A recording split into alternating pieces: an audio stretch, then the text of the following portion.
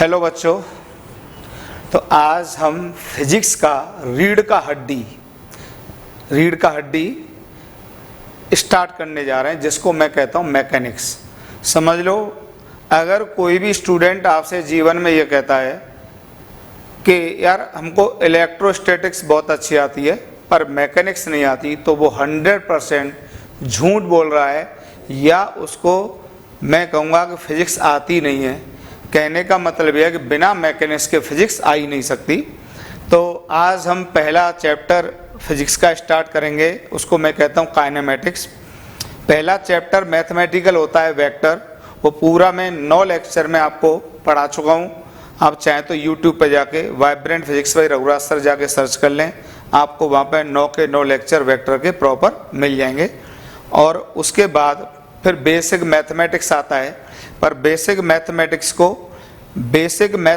की हमको शुरुआत में कोई आवश्यकता नहीं पड़ती है, 1-2 क्लास में, और जैसे ही हमको ज़रूरत पड़ेगी आपको उसका लेक्चर प्रॉपर मिल जाएगा। ठीक है, तो चलिए हम स्टार्ट करते हैं मैकेनिक्स। ठीक है, मैकेनिक्स बेसिकली क्या है? अच्छा, इसमें क्या है, शुरुआत में थोड़ी सी चीज़ें एक्सप्लेन करने वाली हैं, कोई खास मैथमेटिकल है नहीं।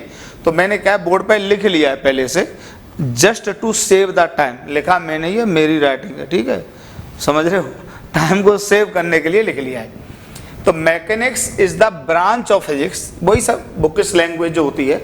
तो फिजिक्स का वो ब्रांच है विच डील, जिसमें हम पढ़ाई लिखाई करते हैं, which deal with the cause and effect of motion. अब यहाँ पे 2 शब्द आए, cause and effect of motion.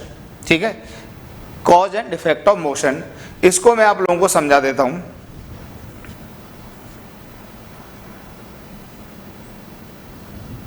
देखो, अब यहां पे एक शब्द आया कॉज,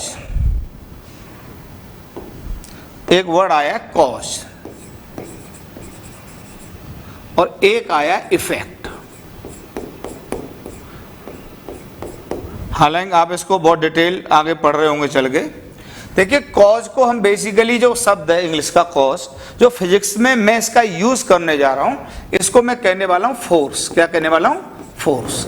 हालांकि काइनेमेटिक्स में फोर्स की स्टडी नहीं होगी, पर जब मैंने मैकेनिक्स में की डेफिनेशन लिखी तो इसमें एक वर्ड आया कॉज, तो वो आपको मतलब क्लियर होना चाहिए। कॉज का मतलब क्या लेंगे यहां पर? फोर्स।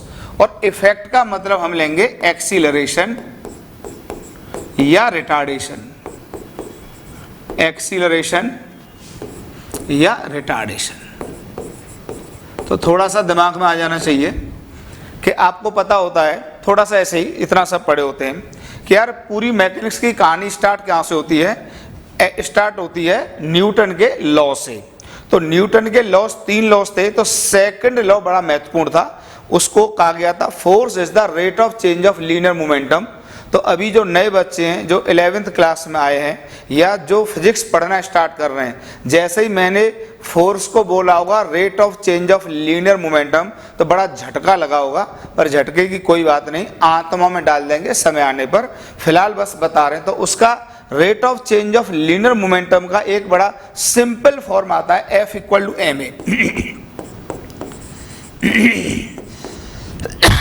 हालांकि वेक्टर रिलेशन होता है, पर हम लोग इसको F = ma लिख लेते हैं। ओके, स्केलर फॉर्म में लिख लेते हैं।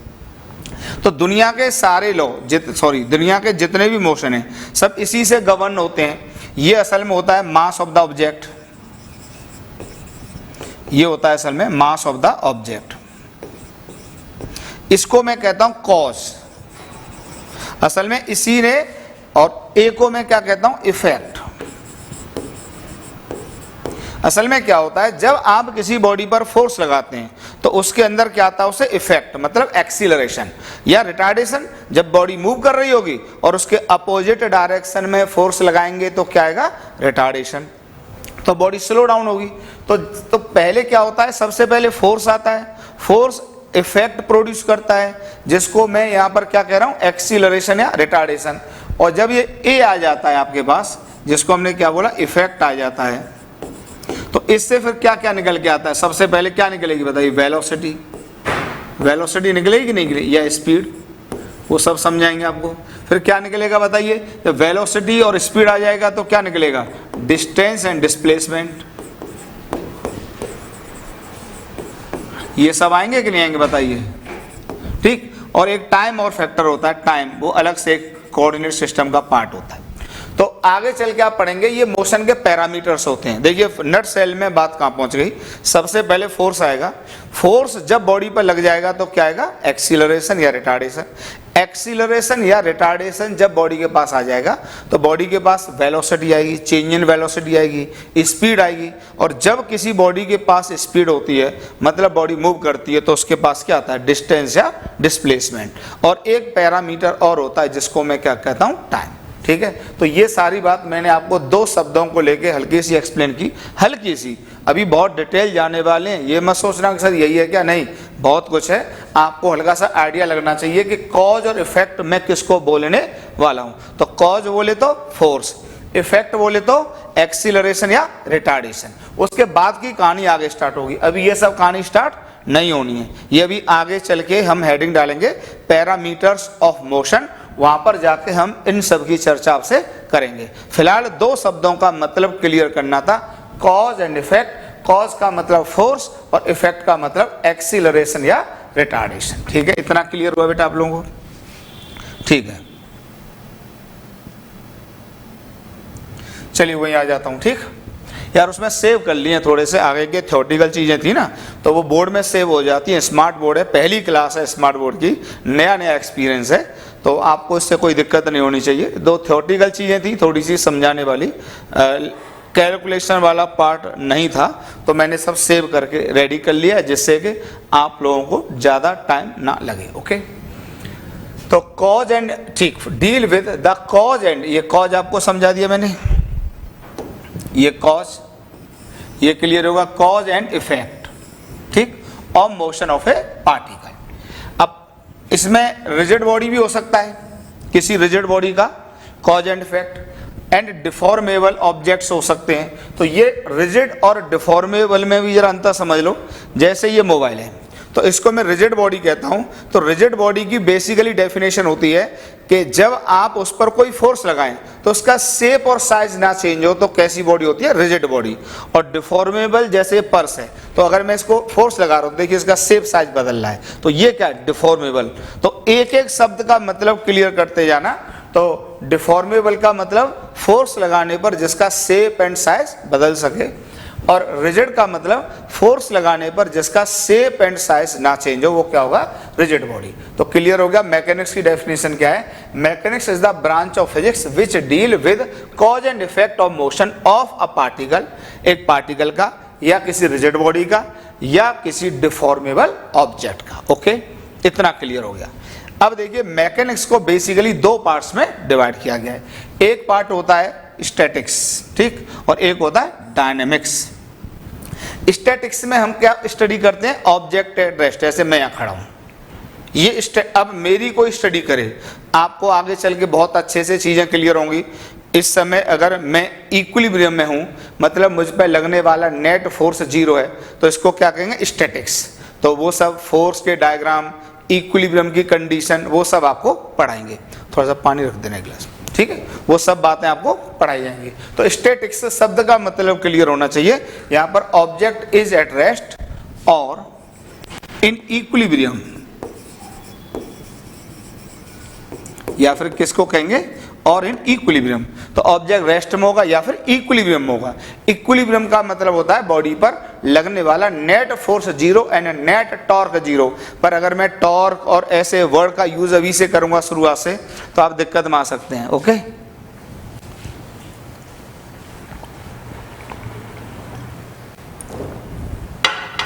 ठीक है।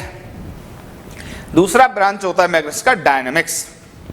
डायनेमिक्स में बेसिकली जो F=ma था वो डायनेमिक्स का पार्ट था। वहां पर हम बॉडी इन मोशन की स्टडी करते हैं या नॉन इक्विलिब्रियम ऑफ बॉडी की स्टडी करते हैं। तो बस दो वर्ड का मतलब फिलहाल क्लियर करो। स्टैटिक्स का मतलब इक्विलिब्रियम या बॉडी एट रेस्ट, और डायनेमिक्स का मतलब ऑब्जेक्ट इन मोशन, ठीक। और फिर डायनेमिक्स को दो पार्ट में फर्दर डिवाइड किया गया है पूरी मैकेनिक्स में। जैसे पहला पार्ट आएगा काइनेमेटिक्स और फिर उसके बाद आएगा काइनेटिक्स। तो डायनेमिक्स को दो पार्ट्स में डिवाइड किया गया है, एक काइनेमेटिक्स और एक काइनेटिक्स। देखिए ध्यान रखना, बच्चों को कंफ्यूजन होता है कि सर व्हाट इज काइनेटिक्स और व्हाट इज काइनेमेटिक्स। कई बार कुछ बच्चों को लगता है कि सर दोनों एक ही है, पर ऐसा नहीं है। सबसे पहले तो अंग्रेजी का फ़र्क है, काइनेटिक्स में एम ए नहीं है, ठीक, यहाँ पे एम ए नहीं है, सॉरी यहाँ पे एम ए है, और काइनेटिक्स में एम ए नहीं है, ठीक है, क्लियर। तो ये अंग्रेजी का फ़र्क है, स्पेलिंग का फ़र्क है। तो काइनेमेटिक्स और काइनेटिक्स दोनों में अंतर जरा मैं आपको बता दूं, दोनों में अंतर अभी क्लियर करता हूं। देखो बाय डेफिनेशन तो देखो मैंने लिख दिया है, study of motion and it's parameters. अभी आपको कुछ भी नहीं पल्ले पड़ा हुआ। काइनेटिक्स में लिखा है study of cause of motion. जरा मैं दोनों बातों को समझाता हूं आपको, ठीक है।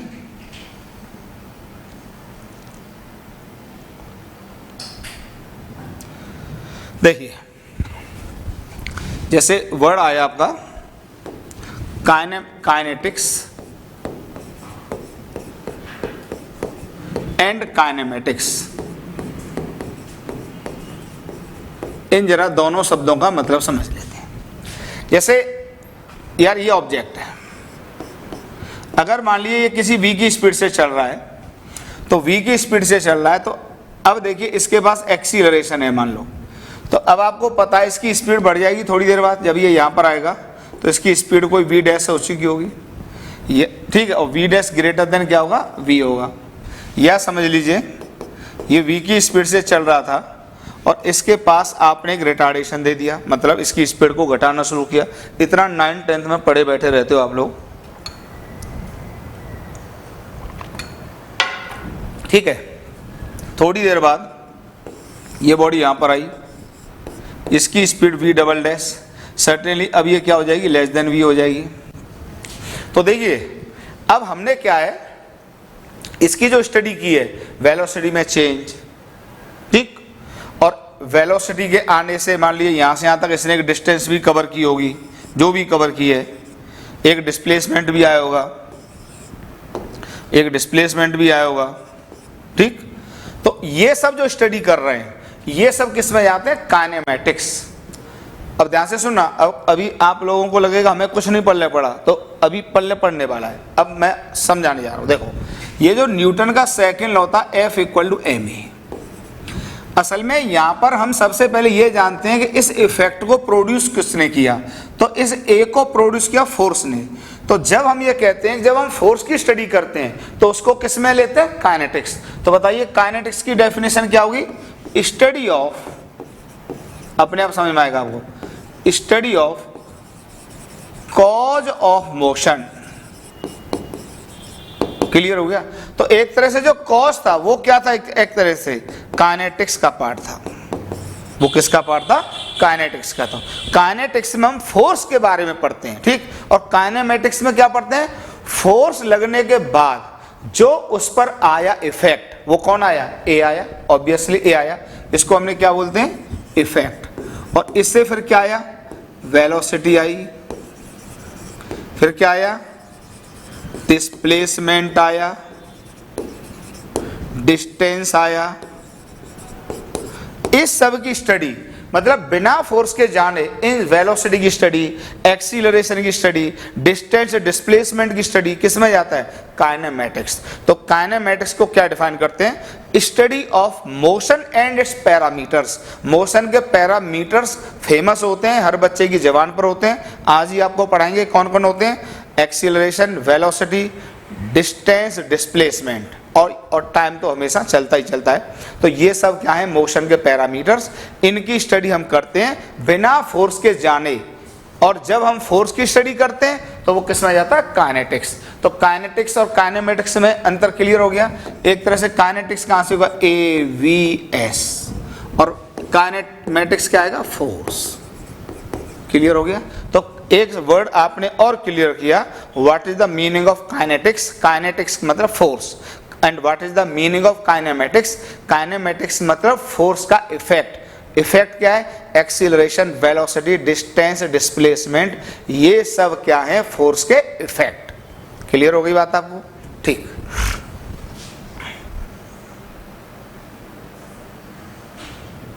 ठीक है। तो ये सब बातें आपको क्लियर हो गई। काइनेमेटिक्स में देखो मैंने लिखा है study of motion and it's parameters, अभी अभी क्लियर कर दिया।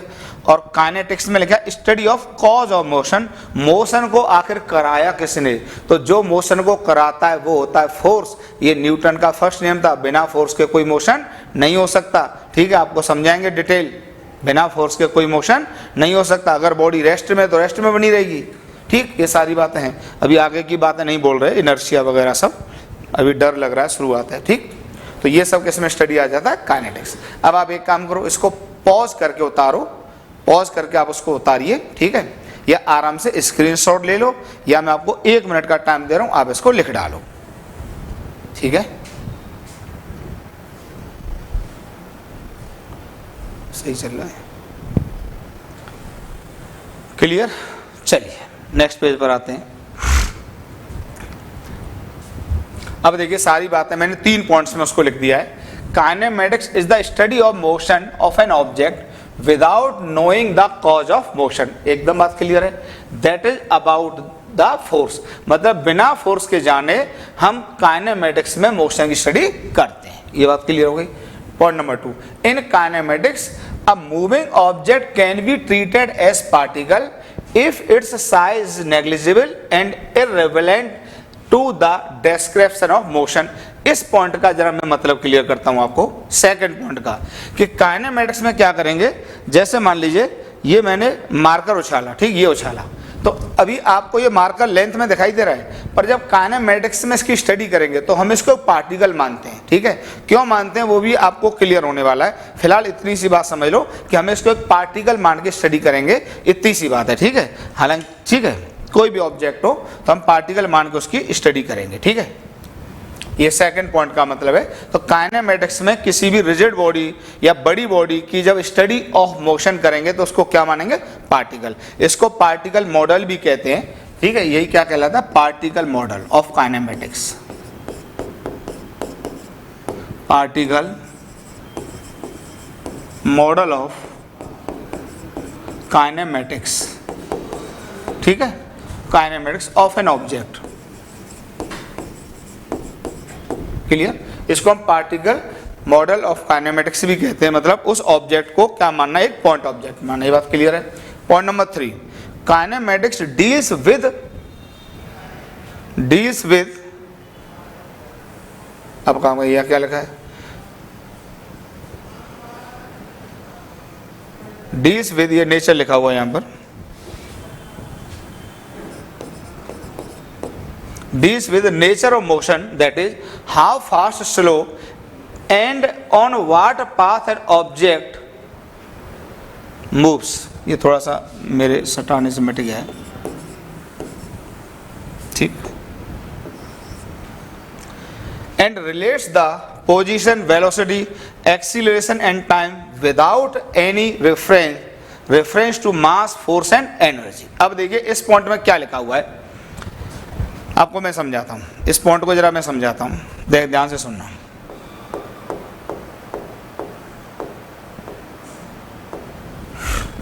देखिए काइनेमेटिक्स में क्या है, ये जैसे कोई भी ऑब्जेक्ट है, इसका कोई भी मास है, अच्छा मास है, मान लो v की स्पीड से जा रहा है, तो इसके पास एक एनर्जी भी होगी, आपको सबको पता है।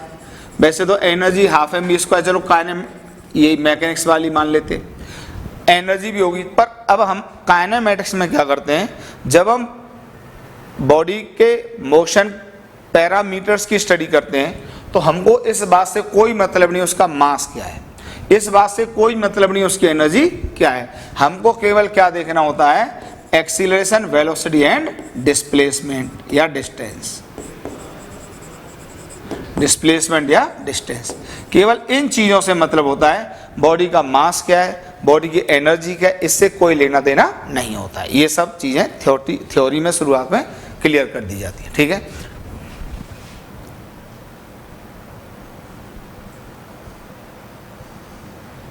क्लियर हो गया।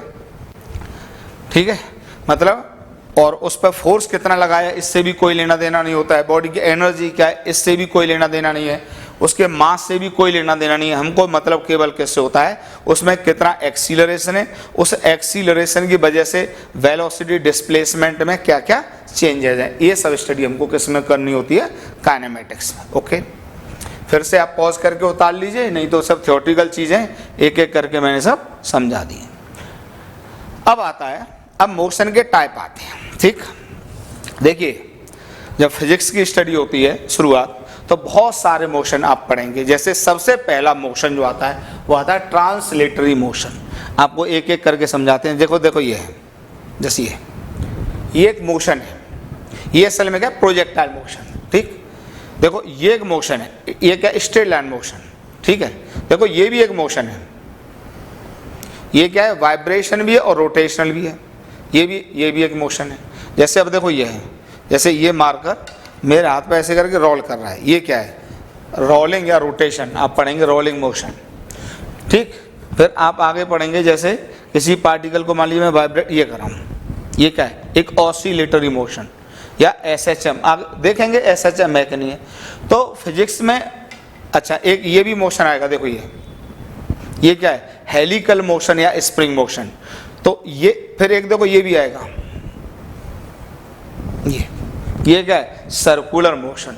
तो जैसे जैसे फिजिक्स आगे बढ़ेगी, कौन सा मोशन है, उस मोशन को कौन सा फोर्स कराता है, क्या उसकी कंडीशंस होती हैं, क्या उसका मैथमेटिकल एक्सप्रेशन होता है, ये सारी स्टडी जैसे जैसे हम लोग आगे बढ़ेंगे आप लोग पढ़ते जाएंगे। पर अगर मैं काइनेमेटिक्स में ही आपको सभी मोशन के बारे में बताने लगूं तो मेरे अकॉर्डिंग तो भैया कन्फ्यूजन के अलावा कुछ भी नहीं मिलेगा। तो फिलहाल हमारा केवल फोकस होगा कि फिलहाल सर ने एक मोशन इंट्रोड्यूस किया है जिसका नाम क्या है, ट्रांसलेटरी मोशन। और फिलहाल काइनेमेटिक्स में, पूरे काइनेमेटिक्स में मतलब 15-20 क्लासेस में आपको हर पार्टिकल के केवल और केवल ट्रांसलेटरी मोशन से ही लेना देना होगा, इसके अलावा किसी भी मोशन से कोई मतलब नहीं होगा। तो पहला मोशन है ट्रांसलेटरी मोशन, ये तो बाद में पढ़ना, पहले मैं समझा देता हूँ। देखो इस मोबाइल को देखो, ट्रांसलेटरी मोशन में क्या होता है, ध्यान से सुनना। जैसे मोबाइल है, देखो एक तो इसका ये तरीका चलने का, एक देखो ये तरीका चलने का, ध्यान से देखना। जब यहाँ से चला ये चल रहा है और ये देखो रोटेट भी कर रहा है, मतलब जब ये यहाँ आया तो आपने देखा कि ये चल भी गया और साथ में घूम भी गया, तो ये ट्रांसलेटरी मोशन नहीं। सब समझाएंगे क्या है, पहले मैं बोल देता हूँ। जब कोई ऑब्जेक्ट ट्रांसलेटरी मोशन में चलता है तो ऑब्जेक्ट के हर पार्टिकल का डिस्प्लेसमेंट, डिस्टेंस, एक्सीलरेशन क्या होता है, सेम होता है। बड़ा खास पॉइंट है। कहने का मतलब यह है कि अगर आप 4 कोने मान लें और इस मोबाइल ने अपनी पोजीशन को यहाँ से यहाँ चेंज किया, तो चारों कोने के एक्सीलरेशन, वेलोसिटी, डिस्प्लेसमेंट, तीनों फिजिकल क्वांटिटी क्या होंगी, सेम होंगी। तो जब कोई बॉडी मूव करती है तो हर पार्टिकल का एक्सीलरेशन, वेलोसिटी, डिस्प्लेसमेंट सेम होता है, तो ऐसा मोशन क्या कहलाता है, ट्रांसलेटरी मोशन। अब जरा पढ़ देते हैं, देखिए। When a body moves in such a way that, 2 बार लग गया, that the linear distance covered by each particle on the body, ये लीनियर डिस्टेंस की जगह आप ये बातें भी लिख सकते हैं यहां पर,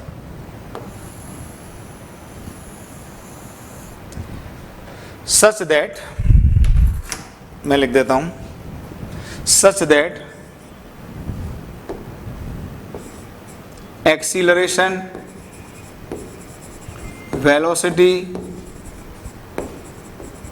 डिस्टेंस या डिस्प्लेसमेंट,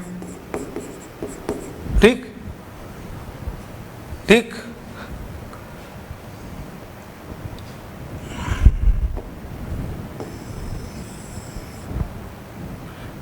डिस्प्लेसमेंट, ठीक, of each particle on the body is same. ये तीनों शब्द लिख लेना, मैंने हल्का सा उसमें चेंज किया है। तो when a body moves in such a way that acceleration, चाहो तो उसको पूरा एक्सीलरेशन ही लिख दो, एक्सीलरेशन, ठीक, acceleration, velocity, distance, displacement of each particle on the body is same. थोड़ा पानी होते हैं this is same during the motion, then the motion is said to be translational motion. बड़ी खास बात रही। जैसे देखिए ये है मोबाइल, फिर सुन लीजिए, अगर ये इस तरीके से मूव कर रहा है कि चारों कोने का डिस्टेंस डिस्प्लेसमेंट किसी भी मूवमेंट पर वेलोसिटी एक्सीलरेशन चारों कोने का सेम है, तो इसका मोशन कैसा होगा? ट्रांसलेटरी मोशन होगा। प्लीज यार बहुत दमदार पॉइंट है। अच्छा अब एक बात बताओ, अब यहीं से समझ में आएगा, जब सभी पॉइंट का वेलोसिटी डिस्प्लेसमेंट एक्सीलरेशन सेम है तो क्या पूरे मोबाइल को हटा के मैं एक पॉइंट मान के उसकी स्टडी कर लूं? क्योंकि बॉडी पर लाई करने वाले सभी पॉइंट का डिस्टेंस डिस्प्लेसमेंट वेलोसिटी एक्सीलरेशन जब सेम है तो हम जरूरी है कि पूरे मोबाइल की स्टडी कर रहे हैं, इसके किसी एक पॉइंट की स्टडी कर लो, या आप इन जनरल हम कहते हैं कि पूरे मोबाइल के मास को एक सेंटर ऑफ मास पर मानकर पूरी स्टडी कर लीजिए, बात तो एक ही होगी। ठीक है, इसलिए हमने आपको पार्टिकल मॉडल दिया था किसका? बॉडी का, काइनेमेटिक्स की स्टडी के लिए, क्योंकि हमको पूरे काइनेमेटिक्स में पढ़ना क्या है? ट्रांसलेटरी मोशन पढ़ना है, और ट्रांसलेटरी मोशन में बॉडी के सभी पॉइंट का डिस्टेंस डिस्प्लेसमेंट वेलोसिटी एक्सीलरेशन क्या होता है बेटा? सेम होता है। तो बजाय पूरी रिजिड बॉडी को पढ़ें, उसकी बजाय हम केवल उसके सेंटर ऑफ मास या बॉडी को एक पॉइंट मास बनाकर स्टडी कर लें, तो इसमें कोई ऐतराज है क्या? कोई ऐतराज नहीं है, बढ़िया है। ठीक, तो इसकी पिक्चर बनाता हूं मैं।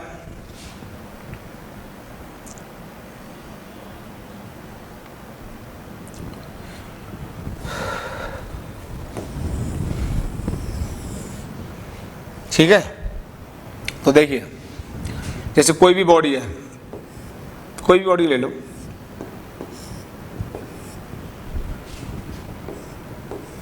कोई बॉडी ले लो, किसी भी मूवमेंट पे देख लो, जैसे आपने इसमें 4 पॉइंट ले लिए या जो भी ले लो, चलो अगर ये ए पॉइंट है, ये यहाँ पर बी पॉइंट है, यहाँ पर सी पॉइंट है, ये डी पॉइंट है, ये ई पॉइंट है, तो इस मूवमेंट पे अगर इसकी वेलोसिटी v है तो इसकी भी कितनी होगी? v होगी, इसकी भी कितनी होगी? v होगी, इसकी भी कितनी होगी? v होगी, इसकी भी कितनी होगी? v होगी। ठीक, और सभी मान लो एक्सीलरेशन, मैंने कहा भाई a है एक्सीलरेशन, तो ये a का एक्सीलरेशन किसी a पॉइंट का नहीं है, किसी b पॉइंट का नहीं है, किसी c पॉइंट का नहीं, ये सभी पॉइंट्स का है। ठीक, जैसे इसके एक्सीलरेशन की बात करें तो इसका भी a ही है, इसका एक्सीलरेशन भी कितना है? a ही है, इसका एक्सीलरेशन भी a है, इसका एक्सीलरेशन भी a है, इसका एक्सीलरेशन भी a है, सभी का a सेम है, ये है। तो बताइए, और इवन अगर यहाँ पे कोई पॉइंट ले लूँ तो इसका भी क्या होगा? v होगा, और इसका भी क्या होगा? a होगा, सभी पॉइंट का सेम होता है। तो बताइए अगर मैं सभी पॉइंट की स्टडी करूं बजाय इसके एक ऑब्जेक्ट मान लूँ इस बॉडी को, और इसका मैं कह दूं कि इसकी v है यहाँ पर और इसका a है, इसमें क्या अंतर है जरा बताओ? बात तो एक ही है, क्योंकि मुझे स्टडी करनी है एक्सीलरेशन वेलोसिटी डिस्टेंस डिस्प्लेसमेंट, तो मुझे कोई बॉडी की ज्योमेट्री थोड़ी ना स्टडी करनी है, मुझे तो मोशन के पैरामीटर्स की स्टडी करनी है। तो हम पूरी बॉडी को एक पॉइंट मान लेते हैं, जब वो बॉडी यहाँ पर पहुंची होगी, मान लो यहाँ पे किसी टाइम पर है t1 पर, जब वो यहाँ पर आई होगी किसी टाइम t2 पर, तो मान लीजिए इस पॉइंट, ये a पॉइंट था, समझना जरा, ये b पॉइंट था, ये मान लीजिए c पॉइंट है, ये वही d पॉइंट है, ये वही e पॉइंट है। तो अगर इसकी वेलोसिटी यहाँ पर बढ़ के कोई v डैश हुई होगी तो इसकी भी पता कितनी होगी? v डैश, इसकी भी कितनी हुई होगी? v डैश, इसकी भी कितनी हुई होगी? v डैश, इसकी भी कितनी हुई होगी? v dash.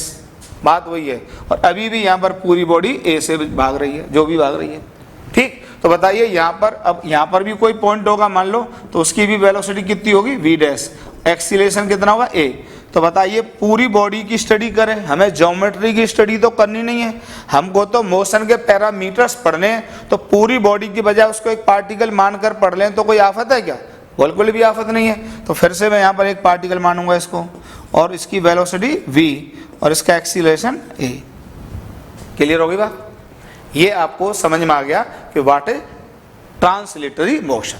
अब ये जो ट्रांसलेटरी मोशन होता है आपके सिलेबस में 2 तरह का आएगा। प्रोजेक्टाइल मोशन में कर्वीलिनियर पाथ आता है, ठीक है, और बाद बाकी स्ट्रेट लाइन मोशन तो होता ही होता है। तो ये 2 तरह का होता है, तो चलिए एक्सप्लेन करते हैं।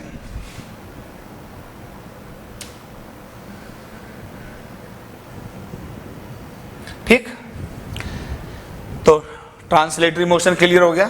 तो टाइप ऑफ ट्रांसलेशनल मोशन, तो ट्रांसलेशनल मोशन बेसिकली दो तरह का आपको होने वाला है, ठीक।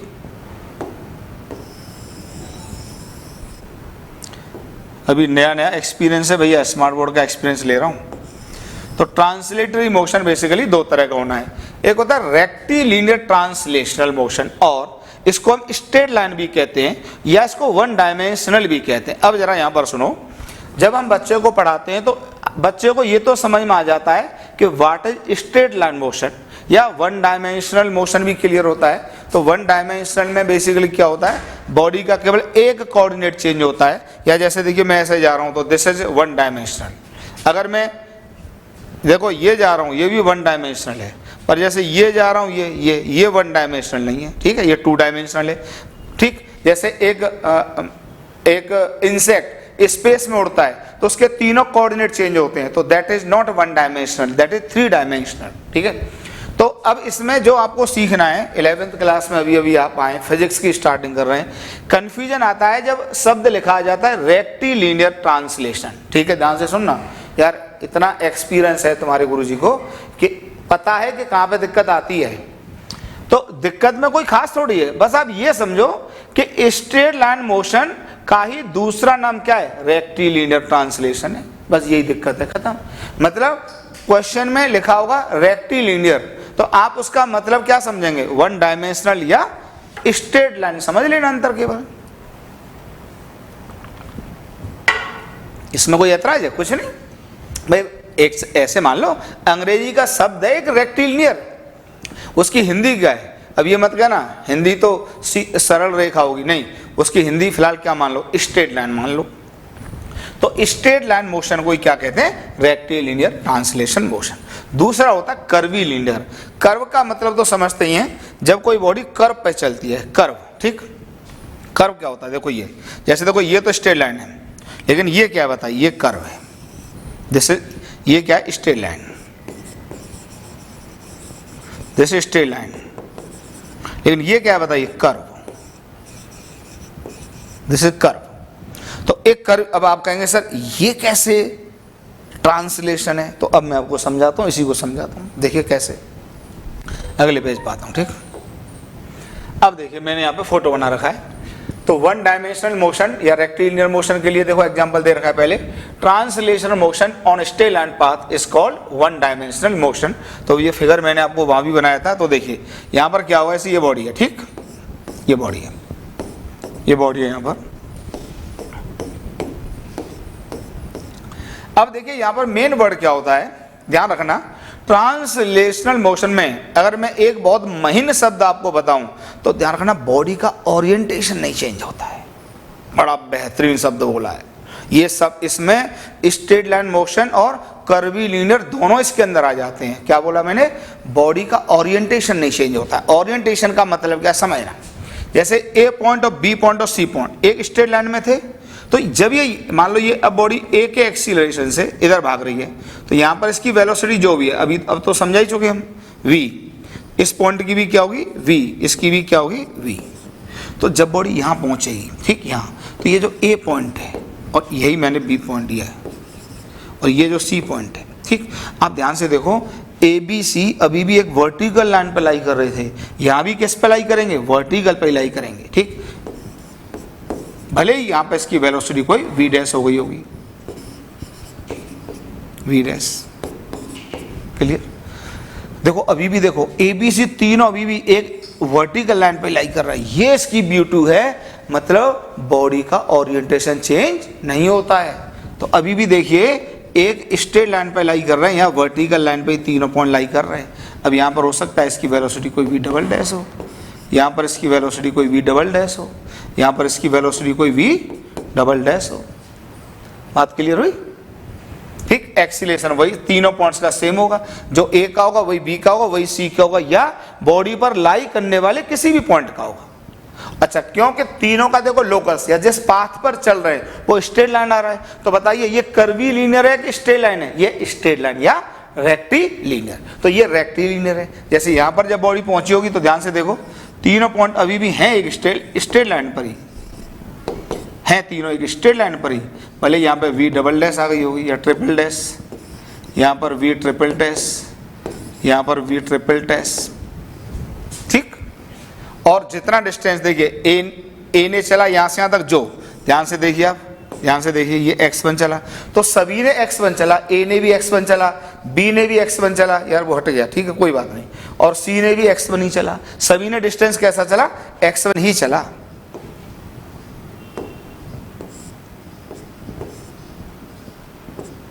सभी ने x1 ही चला।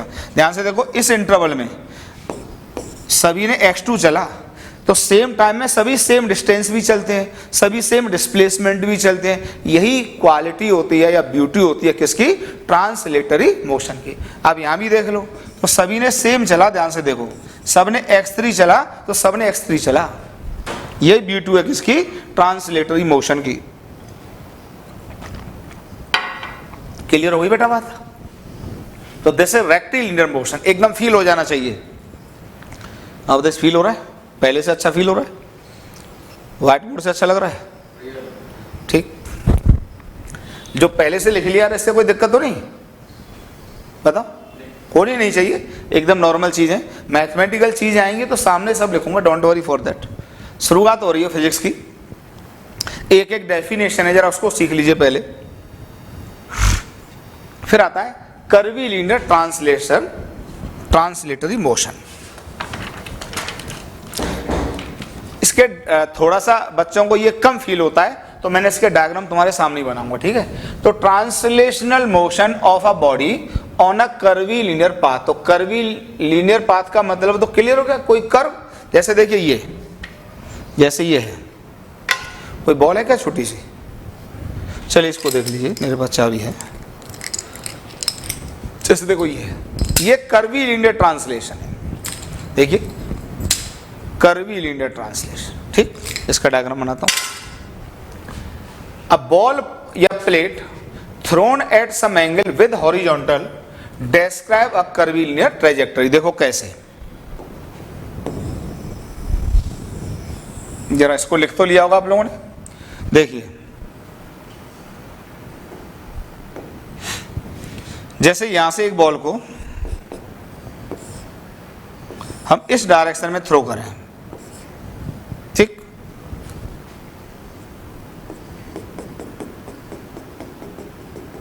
तो इसकी जो ट्रेजेक्टरी है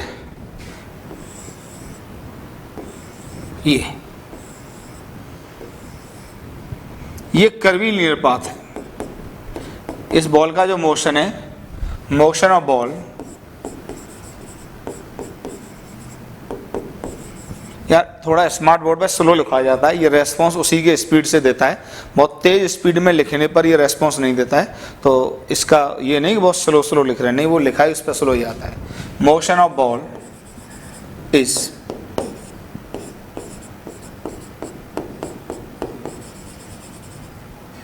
कर्वीलिनियर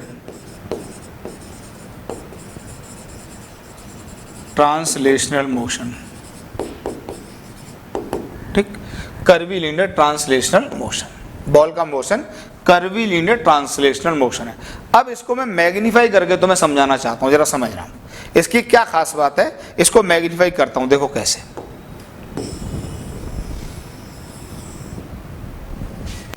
इसको मैग्नीफाई करता हूं। देखिए जैसे इसको मैग्नीफाई करना है तो इसके दो तरीके समझने के। जैसे आपने इसका पाथ बना लिया, मान लो ये बॉल का पाथ था, बॉल थोड़ी हम बड़ी ले लेते हैं, ध्यान से सुनना यार। ट्रांसलेटरी मोशन का जो मेन पॉइंट है वो ये है कि बॉडी अपना ओरिएंटेशन नहीं चेंज करता है इसमें। तो देखिए क्या मतलब ओरिएंटेशन का, थोड़ा मैग्नीफाई करके बनाएंगे तभी तो पल्ले पड़ेगा। यहां पर मेन पॉइंट यह जरा देखना कि जैसे अगर ये यहां पर ये है लाइन,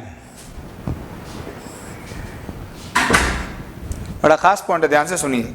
अगर ये ए पॉइंट यहां पर है, बी यहां है, सी यहां है, तो ए यहीं रहेगा, ये वर्टिकली, ये ओरिएंटेशन नहीं बदलेंगे। बस ये खास बात है भैया, बहुत तंगड़ी बात है। जेईई एडवांस में क्वेश्चन आया था, मजा आ गया था, एसएचएम में जाके सवाल आया था, इसी बात के ऊपर था वो क्वेश्चन, पूरे 4 नंबर का। ऐसा नहीं है कि आप बेसिक को छोड़ नहीं सकते, ठीक है, ध्यान से सुन लेना जो समझा रहे हैं। यहाँ पर मेन पॉइंट ये है कि जैसे ये ए पॉइंट है, ये बी है, ये सी है, तो ए यही रहेगा। अभी आपको पता है क्या फीलिंग आ रही होगी, सर बॉल घूमेगी नहीं, यही तो बात है।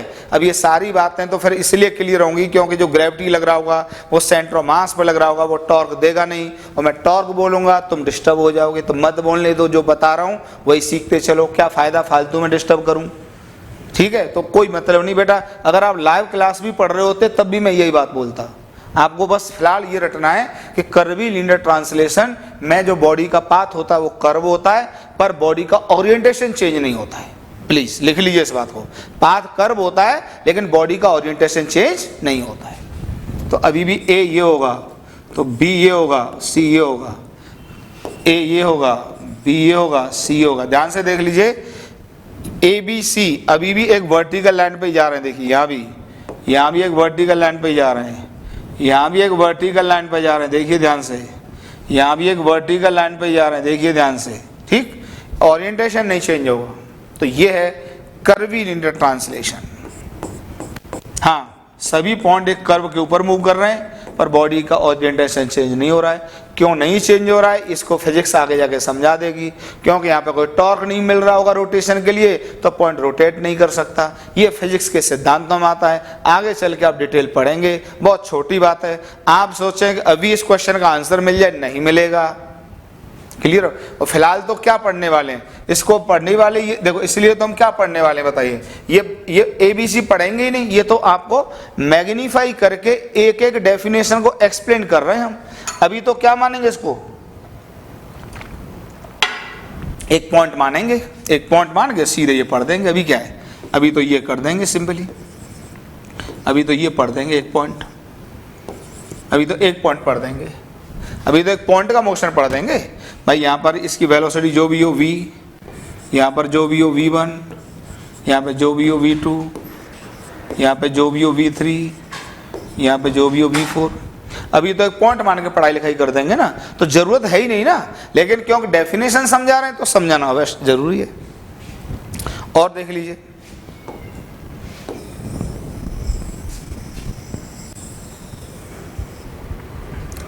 जैसे देखिए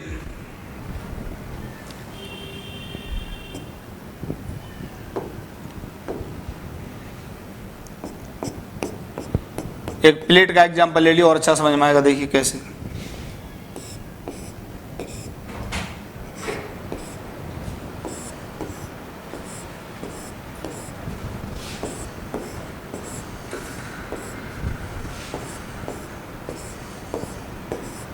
इसी को समझ लीजिए। तो यहां पर देखिए,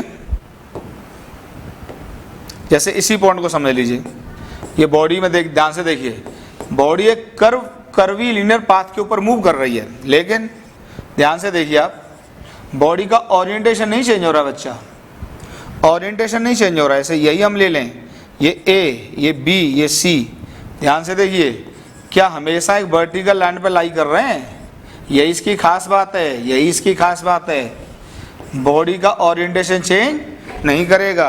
ये ए या बी या सी, ये ए बी सी सी, ये A B C A B C. ध्यान से देखिए, बॉडी का ओरिएंटेशन नहीं चेंज कर रहा है, इसलिए कैसा है ये बताइए, ये कैसा है?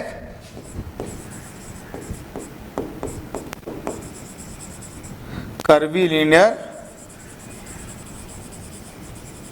Translational motion. क्लियर हुआ? एक कर्वी लीनियर ट्रांसलेशनल मोशन का एग्जांपल है ये। आराम से उतारो पॉज करके, ठीक। क्लियर हो गया? ठीक है, यहां तक की बात क्लियर है। चलिए अब देखिए,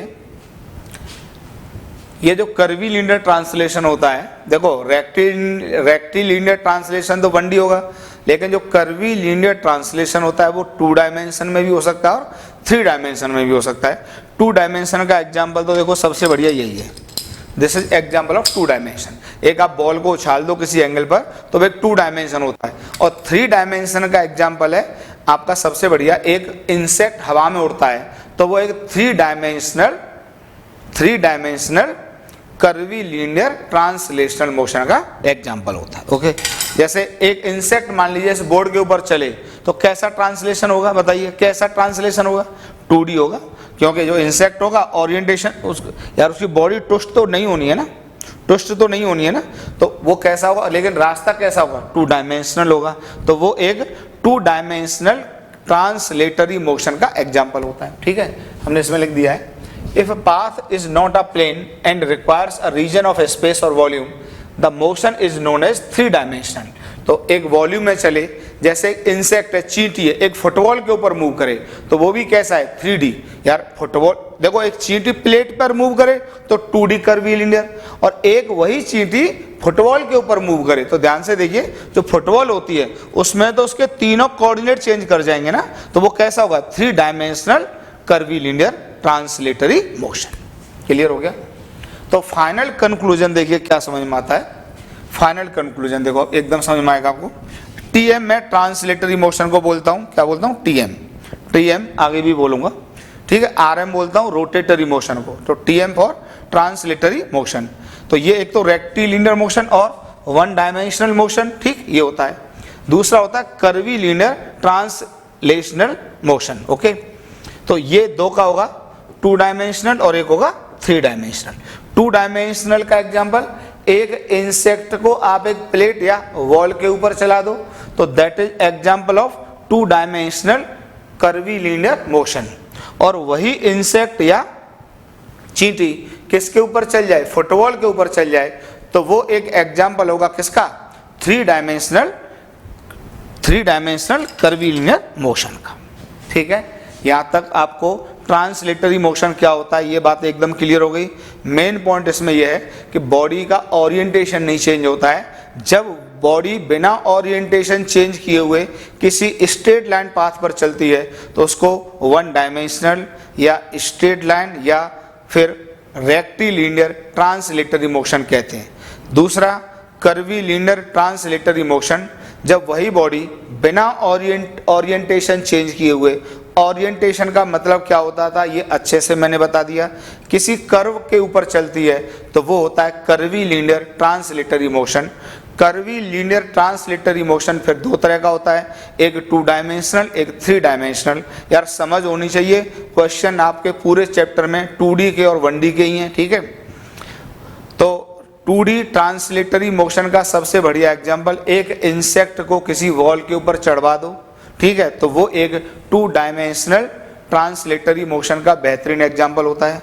दूसरा होता है आपका, अगर वही इंसेक्ट किसी फुटबॉल के ऊपर चल जाए तो वो एक 3 डायमेंशनल ट्रांसलेटरी मोशन का बेहतरीन एग्जांपल होता है। इतनी बातें क्लियर हो गई, ठीक। चलिए अब नेक्स्ट आते हैं बेटा फ्रेम ऑफ रेफरेंस। ये बड़ा बेहतरीन टर्म है, पहले मैं थोड़ा सा समझा देता हूं फिर आपको बोर्ड से चीजों को एक्सप्लेन करता हूं। फ्रेम ऑफ रेफरेंस, फिर रिपीट 2-3 बार बोलो, 2-3 बार लो, frame of reference. Frame of reference आपको मैं नेचर से या सोसाइटी से एक साधारण एग्जांपल देता हूं, साधारण एग्जांपल देता हूं। जब आप बस में बैठकर जाते हो और जब किसी कार को ऑब्जर्व करते हो और उसी कार को एक ऑब्जर्वर ग्राउंड से ऑब्जर्व कर रहा होगा खड़े होके, क्या दोनों उस कार की स्पीड अलग अलग बताएंगे कि सेम बताएंगे? चलो बताओ, या अलग अलग बताएंगे? बस यही खुशबू है। तो मैं क्या कह रहा हूं, जो ग्राउंड पर खड़ा है उसको मैं कह रहा हूं frame of reference of ground, और जो बस में बैठ के कार को ऑब्जर्व कर रहा है उसको मैं क्या कहूंगा, फ्रेम ऑफ रेफरेंस ऑफ बस। तो असल में फ्रेम ऑफ रेफरेंस फिजिक्स का एक टेक्निकल टर्म है जिसका मतलब आप लोगों के लिए सिंपली होगा ऑब्जर्वर। तो जब ऑब्जर्वर किसी को ऑब्जर्व करता है तो अब ये फिजिक्स में मोशन को क्यों देख रहे हो? जैसे आप करोड़पति हैं और किसी के पास 2 करोड़ रुपए हैं, तो आपसे 1 करोड़ रुपए ज्यादा है तो वो आपके लिए अमीर है, और जिसके पास 3 करोड़ है उसके लिए तो वो उससे कमजोर हो गया ना। या 100 करोड़ है उसके लिए तो गरीब हो गया ना। तो ये भी एक इकोनॉमी का क्या है, फ्रेम ऑफ रेफरेंस। भाई हम पाकिस्तान, बांग्लादेश, इनके रेस्पेक्ट में अमीर कहलाता है इंडिया, पर यूएसए इनके रेस्पेक्ट में तो अमीर, गरीब तो नहीं लेकिन अमीर तो नहीं कहलाता। तो जब कोई अपने देश को अमेरिका का पर्सन ऑब्जर्व करेगा तो उसका ऑब्जर्वेशन अलग होगा, समझ रहे हैं बात। और जब पाकिस्तान या बांग्लादेश वाला ऑब्जर्व करेगा उसका ऑब्जर्वेशन अलग होगा, समझ रहे हैं ना। तो ये इसका मतलब मोशन में भी एक आता है फ्रेम ऑफ रेफरेंस, और अलग अलग फ्रेम ऑफ रेफरेंस से, जैसे मैंने आपको बताया कि अपने भारत देश को यूएसए वाला ऑब्जर्व करेगा तो स्टेटमेंट कुछ और बोलेगा, और पाकिस्तान या बांग्लादेश वाला ऑब्जर्व करेगा तो स्टेटमेंट कुछ और बोलेगा, आप समझ रहे हैं। तो इसी तरीके से जब किसी पार्टिकल के मोशन को एक फ्रेम से ऑब्जर्व किया जाता है तो उसके मोशन के पैरामीटर अलग होते हैं, और जब उसी पार्टिकल को किसी दूसरे फ्रेम से ऑब्जर्व किया जाता है तो उसके मोशन के पैरामीटर्स अलग होते हैं। ये कहानी होती है फ्रेम ऑफ रेफरेंस की। क्लियर है। अब जरा टेक्निकलिटी पर आ जाते हैं। ठीक, अब देखिए फ्रेम ऑफ रेफरेंस जो मोशन की स्टडी करने के लिए काम आता है, मैं लिख देता हूं पहला point, the person observing the motion is known as observer. जो भी ऑब्जर्वर, ठीक, जो भी ऑब्जर्वर किसी मोशन को ऑब्जर्व करता है उसको क्या कहते हैं, ऑब्जर्वर कहते हैं। The observer for observations must have its own clock. अब देखिए जब कोई ऑब्जर्वर किसी मोशन को ऑब्जर्व करेगा तो उसके बाद दो रिक्वायरमेंट है, प्लीज यार बहुत अच्छे से सुन लेना। दो रिक्वायरमेंट क्या है, जरा मैं बना देता हूं फिर समझाता हूं। दो रिक्वायरमेंट हैं, एक तो उसके पास उसका कोऑर्डिनेट सिस्टम होना चाहिए, क्यों वो तभी पता पाएगा कि ये पार्टिकल इस समय यहाँ, इस समय यहाँ, इस समय यहाँ है। जैसे मैंने वेक्टर में पढ़ाया था पोजीशन वेक्टर, ये एक्स एक्सिस, ये जेड एक्सिस, ये वाई एक्सिस। अब मान लीजिए किसी भी पाथ पर ये पार्टिकल मूव कर रहा है इस तरीके से, ठीक है। ये पार्टिकल फिलहाल मान लीजिए यहां पर है, फिर ये यहां पर आया, फिर ये यहां पर आया, फिर ये यहां पर आया, ठीक। और एक इसके पास होगा इसका क्लॉक, क्लॉक होगा, क्लॉक, क्लॉक। क्लॉक क्या बताएगा, ये टाइम बताएगा। क्या बताएगा, टाइम। तो ऑब्जर्वर यहां पर आपका बैठा होगा, ऑब्जर्वर यहां बैठा हुआ है, ठीक।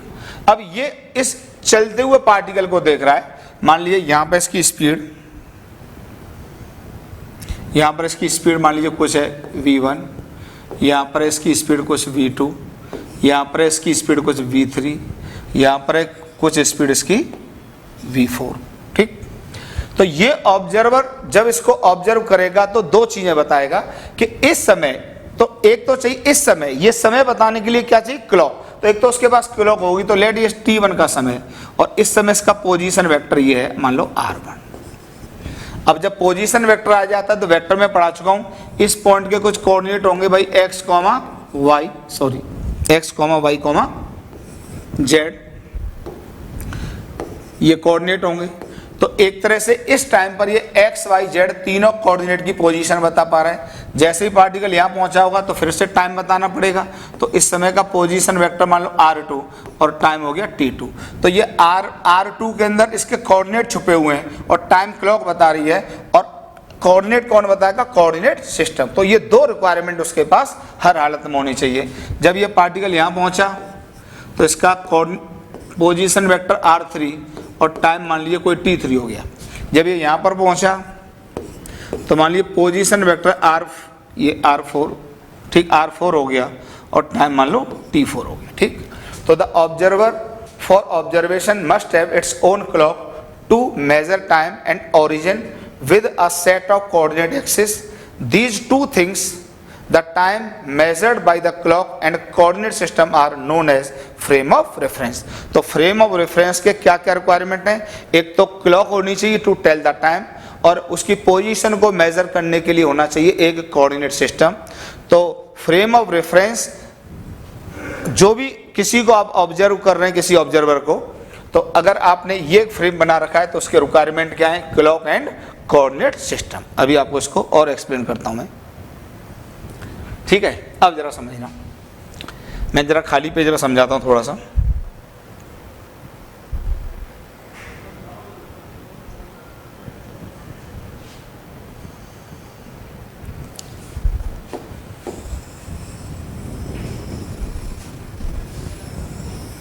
जरा समझिए, देखिए समझा देते हैं। जैसे अब यही समझ लीजिए,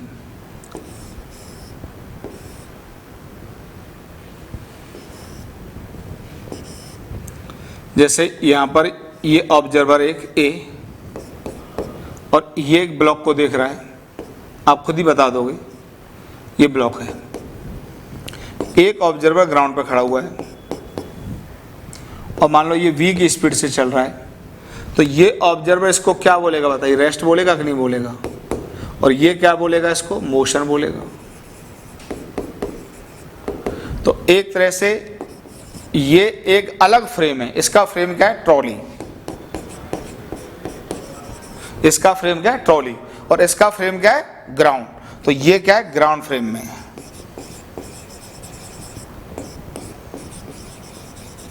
ग्राउंड फ्रेम, और ये क्या है, ट्रॉली फ्रेम है ये, ठीक। अच्छा, जो टाइम होता है वो सभी फ्रेम के लिए सेम होता है, इतना जरा दिमाग में रख लो, जो टाइम होता है वो सभी फ्रेम के लिए सेम होता है। तो इस बात को मैं लिख देता हूं, बहुत अच्छा पॉइंट है, time is same for all frames of references. तो जो टाइम होता है वो सभी फ्रेम्स के लिए सेम होता है। तो बताइए जो कोऑर्डिनेट्स होते हैं वो अलग अलग फ्रेम के लिए अलग अलग होते हैं। तो एक तो ये पॉइंट हो गया, the coordinate system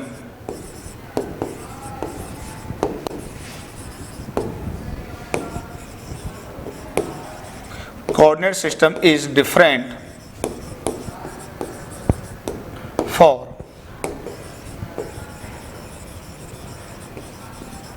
different frames।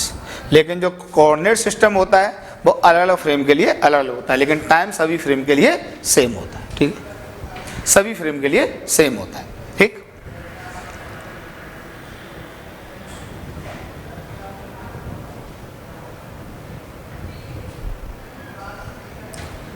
चलिए इस पर आ जाइए। अब आता है व्हाट इज द मोशन, कि बॉडी का मोशन क्या है, what is the definition of motion. देखिए वैसे मैं आपको समझा देता हूं, पहले उधर मत देखो, पहले मुझे देख लो। बताइए अभी मैं आपको क्या दिखाई दे रहा हूं, रेस्ट, और अब मोशन। तो अब आप सोचिए, आप एक फ्रेम में बैठे हुए हैं, फ्रेम का मतलब आप एक कोऑर्डिनेट सिस्टम में बैठे हुए हैं और आपके पास एक घड़ी है। तो अब देखिए यहीं से डिफाइन होगा मोशन, कि अगर आपके कोऑर्डिनेट सिस्टम में मेरे कोऑर्डिनेट चेंज हों, आपके कोऑर्डिनेट सिस्टम में मेरे कोऑर्डिनेट चेंज हों, आपके कोऑर्डिनेट सिस्टम में मेरे कोऑर्डिनेट चेंज हों विद रेस्पेक्ट टू टाइम, तो आप मुझे मोशन कहेंगे। जैसे देखिए इस समय आपके पास एक XYZ और एक घड़ी वाला, घड़ी टाइम बताने के लिए मान लीजिए, और एक गिवन कोऑर्डिनेट सिस्टम है। तो अब बताइए उस कोऑर्डिनेट सिस्टम में टाइम तो बढ़ रहा होगा, लेकिन मेरी कोऑर्डिनेट चेंज नहीं कर रहे हैं, तो मुझे आप क्या बोल रहे हैं, रेस्ट। अब मैं चलने लगा, देखिए तो उसी कोऑर्डिनेट सिस्टम में टाइम तो बढ़ ही रहा था, उसको तो कोई रोक नहीं सकता, पर आप ध्यान से देखिए मेरे कोऑर्डिनेट्स भी तो चेंज कर रहे हैं, तो आप मुझे क्या बोलेंगे, मोशन। तो अब an object is said to be in motion for a given coordinate system if its coordinate changes with respect to time. तो जैसे जैसे टाइम बदले या टाइम इंक्रीज करे, वैसे वैसे ऑब्जेक्ट के कोऑर्डिनेट्स भी चेंज होने चाहिए। तो हम कहते हैं कि बॉडी या ऑब्जेक्ट इज इन मोशन। अब जरा पढ़ लेते हैं, if an object changes its position in a given coordinate system, पढ़ा चुका हूं, then it is said to be in motion. However if position of the body does not change with respect to time, then it is said to be at rest। ठीक है, तो आपको बात clear हो गई कि किसी भी गिवन कोऑर्डिनेट सिस्टम में अगर किसी बॉडी के कोऑर्डिनेट चेंज करें विद रेस्पेक्ट टू टाइम तो हम कहते हैं बॉडी मोशन में है, और अगर कोऑर्डिनेट से चेंज ना करें विद रेस्पेक्ट टू टाइम तो फिर हम बॉडी को किस में बोलते हैं, रेस्ट में बोलते हैं। ठीक, तो in this way motion of the body is expressed in terms of its position coordinates changing with respect to time. एकदम क्लियर है। देखिए अब जरा यहाँ पर तीन तरह की बात आती है। अगर बॉडी का केवल एक ही कोऑर्डिनेट चेंज हो तो वन डायमेंशनल मोशन उस कोऑर्डिनेट सिस्टम के लिए। अगर बॉडी के दोनों कोऑर्डिनेट चेंज करें तो टू डायमेंशनल मोशन, और अगर बॉडी के तीनों कोऑर्डिनेट चेंज करें तो थ्री डायमेंशनल मोशन। तो मैंने तीनों लिख दिए, आप स्क्रीनशॉट ले लो या आप इसको पॉज करके उतार लो। If all the three coordinates of moving particle changes with respect to time then it is three dimensional motion. उल्टा लिख दिया, वो बात ही कही है। If any two coordinates changes with respect to time it is two dimensional motion. If only one coordinate, ये दो बार लिख गया, कोई बात नहीं, ठीक। If only one coordinate changes with respect to time, then it is